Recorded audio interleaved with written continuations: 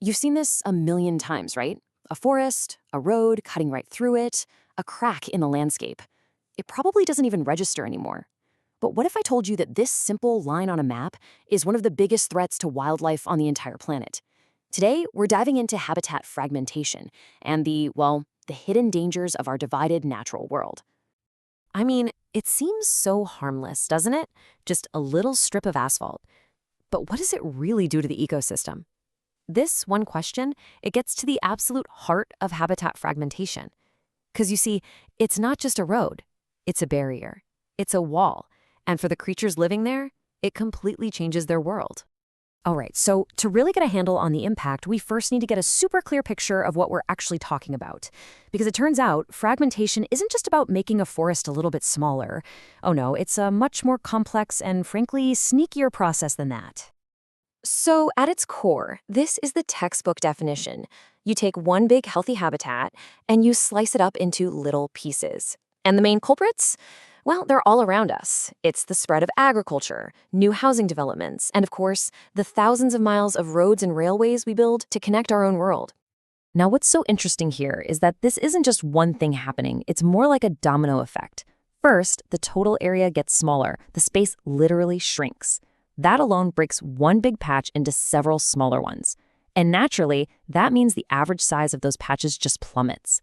As that happens, you get this dramatic increase in the amount of edge, which then isolates these new, tiny fragments from each other. It's all happening at once, and each step makes the next one worse.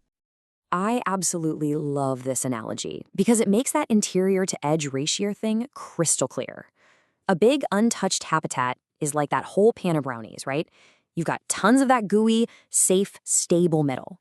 But the second you start slicing it up, almost every single piece is now an edge piece. And as we're about to find out, for a lot of species, the edge is a very, very dangerous place to live. So now that we've created all of these edges, what happens to the little pieces of habitat left over? Well, they basically become islands. We're not talking about islands in the ocean, but islands of forest or islands of grassland completely surrounded by a hostile sea of farms, roads, and cities. And if you're the wildlife living inside one of those islands, you're trapped. And being stuck on these islands has absolutely devastating consequences. An animal can't just wander over to the next patch to find a mate or new territory. They might be completely cut off from the only stream for miles. A single, big, healthy population gets shattered into these tiny, fragile little groups. And that leads directly to inbreeding, which means a loss of genetic diversity and makes them incredibly vulnerable to being wiped out by just one disease or one bad fire. And believe me, this isn't just theory. Just look at the dhole, this amazing Asiatic wild dog. Right now, in the Himalayas, their populations are stuck in these little pockets of forest, totally unable to reach each other.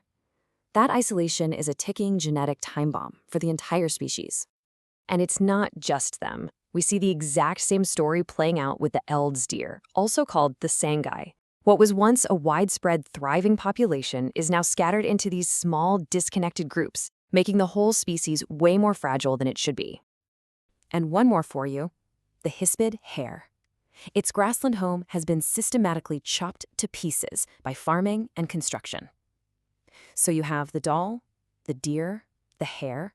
Each one of these animals is paying a very real price for the way we've divided up the world. Okay, remember our pan of brownies? We talked about how slicing it up creates way more edge pieces. Well, it turns out that this edge is a huge problem all by itself, one that actually magnifies all the other dangers we've just talked about. But, and this is a really important distinction, not all edges are created equal. Nature creates its own edges, and we call them ecotones. Think about where a forest naturally fades into a meadow. These areas are often just buzzing with life, full of species from both habitats. They're natural hotspots for biodiversity. The problem starts when the edge is unnatural. And this really shows you the difference, right? A natural ecotone is a gentle, gradual, diverse meeting place. But an artificial edge, like the one made by a clear-cut or a road, it's harsh, it's abrupt, it's a disturbed, high-energy environment, and that is terrible, terrible news for the species that evolved to live deep inside the forest. These artificial edges literally change the weather. The microclimate gets hotter and windier, which dries everything out and massively increases the risk of fire. Even worse, the edge acts like a super highway for invasive plants and predators.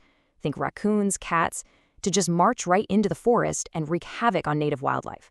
For an animal that needs the cool, damp, dark of the deep woods, this edge effect means its home is literally shrinking from the outside in. So, after all that pretty grim news, you might be feeling a little down. I get it. But there is hope. There really is. Conservationists have come up with a brilliant and honestly really intuitive solution to fight this problem of isolation. It's all about reconnection. And that solution is called a habitat corridor, or wildlife corridor. It's just a beautifully simple idea. You protect a strip of land that acts as a living bridge, linking two or more of those habitat islands we were talking about. So here you go. This is the fundamental problem right here. You've got two perfectly healthy patches of habitat. They're teeming with life, but they are completely cut off from each other by something like a highway. An animal in one patch can never, ever reach the other. And then, here is the elegant solution. By creating a corridor, like this wildlife overpass you see, we instantly transform those two isolated islands back into a single, connected network. It's such a simple concept, but the impact is absolutely profound. The benefits are just immense. These corridors allow animals to move around and find a new territory. It lets them find new mates, which is absolutely critical for gene flow and preventing that dangerous inbreeding. It essentially turns these fragmented, dying pieces of land back into a living, breathing, functional ecosystem. So I'll just leave you with this one thought. We spend billions upon billions on infrastructure to connect our own cities and towns because we know that connection is vital for us to thrive. So doesn't it just make sense that we should apply that same logic to the natural world and start building the bridges that wildlife so desperately needs to survive?